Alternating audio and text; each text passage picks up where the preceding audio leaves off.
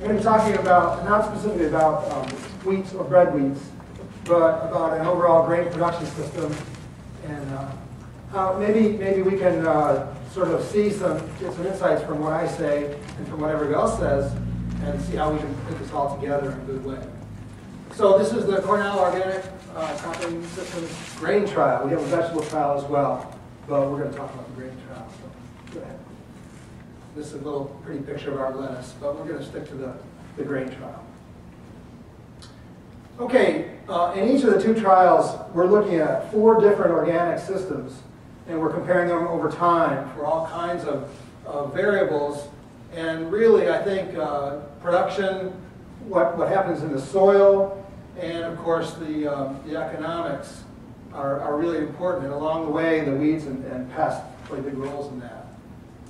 Next one.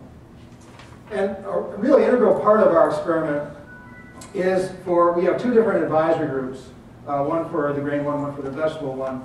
And every winter, there are extension and farmer advisory groups, and these folks sit down and they really hash over what we're doing and what happened last season, what trends we see, and actually they suggest changes in our systems. So the systems are actually evolving a little bit over time, and that sometimes makes the science a little tricky, but we're trying to keep things really relevant to what farmers need and what we're hoping that we can get results that farmers can use. Next one. So we talk about adaptive management as kind of the evolution of this trial. What we're using is a cash grain rotation that's similar to what most of the farmers, organic farmers in central and western New York use. So go ahead. And it starts with, if you started with soybeans in the rotation, they're harvested, and then we sneak in a late planting, usually a little bit later than we like, but we try to get it in on time, of winter spelt. And then the following spring, we frost seed red clover, medium red clover, into the winter spelt. And the spelt is harvested, then the clover grows, and then the next spring that's plowed down for corn. Next. And here's a little bit of what it looks like. This is the soybeans when they're about ready. Next. And then the spelt crop, and you can see the green underneath there of the clover growing underneath the mature grain. Next one. And there's after spelt harvest, the clover really starts to see some sunshine. Next. And this is what it does by the next spring. And next. And then it's plowed down for corn. And I'm really tickled to say that it really seems like we have been getting pretty good stands of red clover, but even when they're not as good as what it seems like they would be ideally, we still get enough nitrogen for a really nice corn yields. And these, in the later years, our corn yields are up around over 150 bushels, which is good for organic corn. So next. Over conventional this year too. This last year, yeah, we actually the last couple of times we've grown it, we've done better than the county average in most of our treatments. So that's kind of nice. Okay, but there's a couple of important things, and one is the soil type that this experiment is being carried out on, which I think is important in interpreting what our results are. So it's a very strong soil. The drainage isn't perfect. It's not the best in this class, but it tends to really produce good crops, and I think it holds moisture really well. It's pretty deep, and once the spring moisture is out of it, it's pretty deep. And I think that some of the gravelier soils and more marginal soils, and with restricted drainage or plow pans or fragile pans, may not be able to get the same kind of results that we're getting. But we don't have another experiment like this in a different place, so we don't know. But just grain of salt in interpreting some of this stuff. There's 4 replications, 5 different treatments. There's in this grain trial, there's a conventional treatment that's separated from the organic ones by a 50-foot buffer strip. So we can't include it in the statistics because it's not intermixed, randomly in with the other treatments. But at least we can get some comparisons from it. So 4 organic treatments and then 1 chemical control. There's 2 rotation entry points. And so we're growing 2 out of the 3 rotation crops every year. Like the plots are split and 1/2 of them is a year ahead of the other in terms of the rotation. And that's because if we happen to have a great year for corn one year and a terrible year for corn next year, instead of getting really good results or really bad results, we get the average, which is, which should be somewhere in the middle. It would be great to do 3 rotation points, but we didn't have the funding to really do that. And we have just finished 2 full 3-year rotations in each of the entry points. So, Erica. Okay, so the way these systems are set up, it's not a reductionist, sort of single variable type experiment. Each of the 4 organic treatments or systems, as we call them, sort of embodies a philosophy, an approach to farming, which could be the farmer's own philosophy or it could be the constraints of their situation. Okay, so the first one, we're looking at pretty strong fertility inputs in an attempt to get good yields and a good return. The second one is sort of the bare bones approach of really not putting much into the crops, but just trying to reduce costs that way and still get a good return. And then we have the low input one with our system 3. It's the low input one, but we do special things to try to reduce the weed pressure in those systems, and that's because it's been really clearly identified that during the transition period in particular, and sometimes after, weed management is a big issue for organic farming systems. And then finally, we have an experimental system that started out as a ridge till system. Now it's sort of a refined reduced tillage system, but we're trying to see if we can do well with reduced tillage in organic grain systems. Okay, I think I explained this one pretty well. The weed control is pretty standard with the rear tractor-mounted cultivators, conventional tillage, moldboard plow, especially to get that clover under. And compost is an input for fertility. It's high. It's the highest rates in our trial, but it's still actually pretty low compared to what a lot of the previous research from the 80s and 90s used in the Midwest in terms of their nutrient inputs. Okay, next. In low fertility, basically the only fertility input is the corn starter fertilizer. That's all it gets in the whole rotation. And the weed management, intensive weed management, is the same in terms of only getting starter. And what we do is we'll try to sneak in a stale seedbed tillage before planting soybeans if there's a spot. If we can do that time-wise. Again, this is not a well-drained soil, so it dries out a little late in the spring, makes this a little tight. If it were a better drained soil, we would be able to use this more. We use a belly-mounted cultivator, which really does a better job of getting the weeds than a behind-the-tractor cultivator. And also, our spelt seeding rate is 50% higher, which actually you'll see makes a big difference. For reduced tillage, what we're doing now, we've shifted away from the ridge tillage system. We had some equipment problems that basically turned into a weed disaster. We were like trying to cultivate, and we would cultivate out the crop and leave the weeds, and that's not a good way to grow a successful crop. And so we had to change things. And now what we're doing is we're doing a deep ripping zone tillage, which Anu might talk about later in this symposium, before corn.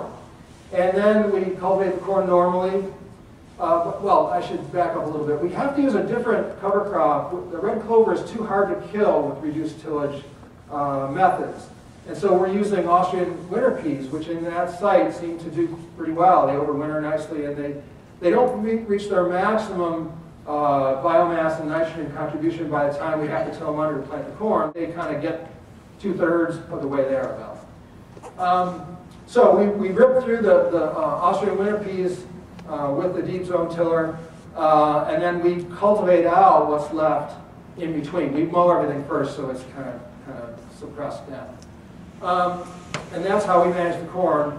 The soybeans, we do sort of it starts out flat after the corn, but then we ridge them up with our cultivator, although not as extremely as we were doing before. And then finally, we disc everything flat to plant the spelt. So it's kind of, there's no moldboard plowing in there. We are doing the deep ripping. We're trying to kind of get the best of all worlds and see what we do. And I'm happy to say, it says there, the system is in rehab. And that is true, but the patient is showing signs of life.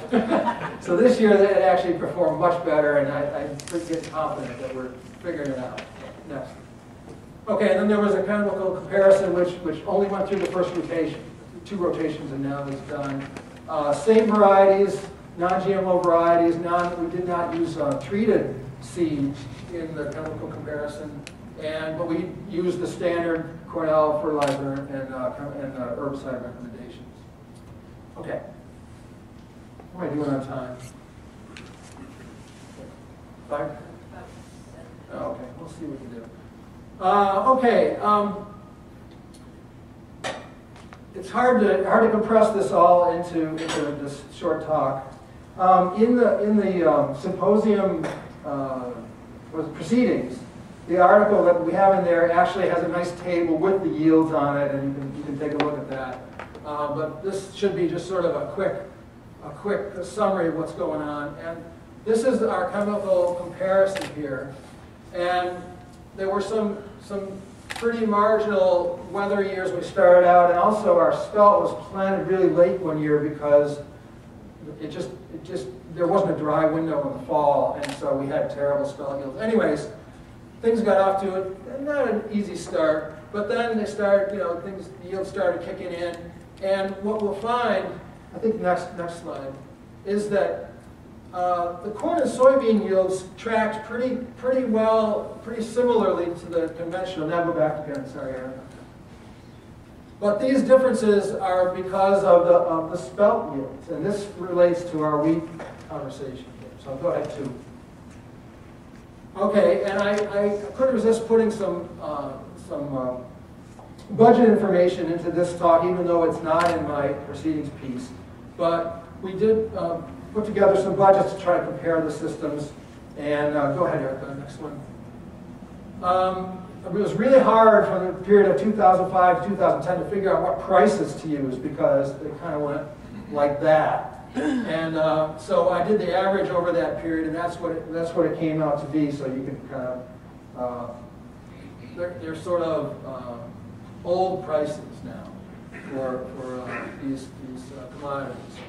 And the corn, the wheat varieties that we were growing, the spelt that we were growing, we were comparing to a soft winter wheat. And there's really no non-organic market for spelt in New York, so we didn't know what to use for that. So we used the wheat price, and I think we figured that the price or the yield of the wheat would be about 20% higher than our spelt yields that we got. So just kind of put that on. Okay, next. All right, during the transition period, this has been seen many times before, but these are net returns per acre. Corn is not the crop to start with, especially right after conventional corn in your rotation, because the fertility inputs just kill you. We got sort of decent yields, but it was just, the cost of the fertility was way too high. But all these red ones are negative returns, but the black ones are positive. And clearly soybeans, this has been seen before in the Midwest, are a good crop to start with. And spelt possibly would have been a better crop. We did get really poor yields in 2006 because we were planting so late. But in a normal year, we would have gotten reasonable yields. So some kind of a start to the organic rotation with spelt and or winter grain, and of course the clover, which will power the corn the next year. That's really the key. Go ahead. And this shows that really the expenses in our soybeans, this is sort of a typical year, are not all that different between any of these treatments. And a little bit more in terms of other production expenses for cultivating compared to the conventional, a little more for materials, which includes the herbicides in the conventional. Okay, now after the crops are being able to sold as organic, which is usually, so there's a three-year transition period, but the third harvest is usually more than 3 years after a prohibited substance was applied to the field. So as long as, say that, when it was managed, conventionally fertilizer was put on in May or June, or an herbicide in June, say, as long as that harvest is after June, which if it's any of these crops, it will be, that third harvest can be sold at organic prices on the organic market. And there, what we see here, basically, there's no difference in the overall 4-year average. This is in the first entry point between the organic systems, and we can't do the statistics because this is not, randomized within the plots. But clearly, it's better, and it looks like it's better, and I think it is. This is assuming a 30% organic premium over those prices that I put in there for conventional, and oftentimes the premium is more than 30%. Although there was a time over last year when it was 0, so you never know. In the second entry point, basically the same thing, positive and not really different returns, and then much better than the conventional. So once the organic premium kicks in, the organic systems are really on a track to do better. And this shows the corn expenses. It's sort of interesting. And again, these expenses down here, there's just $100 per acre land charge that we use. But the harvest and drying is related to the yields. And it's pretty similar. But clearly, when you're growing organic or conventional corn and soybeans, you pretty much, after you plant and put your chemicals down, you're done until you're harvesting, whereas we're out there on the cultivator quite a bit at the correct times for the organic ones. And in the high fertility treatments, there really are more expenses for materials. And I think it's next slide. Okay, I'm sorry, I should have had another slide in here. But what I want to say is that in the high fertility treatment, those extra fertility inputs did not help at all with corn and soybeans. We literally sometimes even got worse yields. But in the spelt, which again will correspond to our wheat here, we saw really strong yield increases by having the fertility applications, put on before now. So the take-home message is that again, on this soil, under these conditions, in this rotation, we could really get by with corn and soybeans without putting anything more besides corn starter on. But that the spelt needs more fertility inputs. And that's kind of it's a little bit different. Oftentimes I think our local farmers were putting a little extra fertility on the corn and then letting the spelt kind of sop up the remnants afterwards. But that doesn't seem, from what we're seeing, to be the best way to do it. It would be good to put the fertility right on the spelt and use it that way and forego it on the corn. Now another really interesting thing that we learned was that our enhanced weed management yields were better than our low fertility yields for the spelt, even though essentially they're treated the same, but the seeding rate was 50% higher on the enhanced weed management in order to suppress weeds. Well, it also really helped our yields. So I think that we're basically using 2 bushels per acre of dehulled spelt as our sort of standard seeding rate, and it really should be. In fact, we bumped it up this year to 3 bushels. So let me see if go back to that one, Eric. Let me see if I missed anything that I was going to say. I think we've gone through this. Next one. And I think that's it. And it was exciting for me. We've done some research sampling the nitrate under the corn to see what the release rate is from that red clover.